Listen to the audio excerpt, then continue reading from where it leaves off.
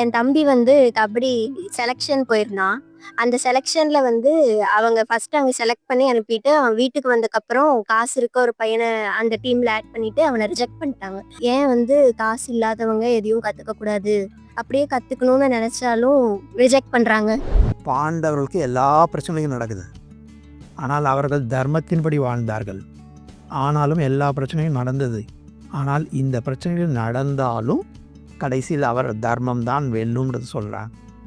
So அதுதான் நம்ம வாழ்க்கைக்கு கொடுக்கப்பட்ட அறிவுரை தான் கீத உபதேசம். ஸோ அதன்படி எது நடக்கிறதோ அது நல்லதுன்னு புரிந்து கொண்டு அதை எப்படி கிராஸ் பண்ணி அடுத்த பயிற்சி உங்களோட முயற்சியை தொடர்ந்து செய்ய வேண்டுமே தவிர எல்லாரையும் கரெக்ட் பண்ணணும்னு நினச்சோன்னா நம்முடைய எனர்ஜி வேஸ்ட் ஆகிடும். சமுதாயத்தை நோக்கி நாம் நம்முடைய பாதையில் முன்னேறி கொண்டே இருக்க வேண்டும். தைரியமாக முன்னேறுங்க. கண்டிப்பாக இதை விட சிறந்த பிளேயராக இதை விட சிறந்த நிலையில் வருவார். அந்த மாதிரி ப்ராக்டிக்கல் லைஃப்பில் நிறைய பேரை நம்ம பார்த்துருக்கோம்.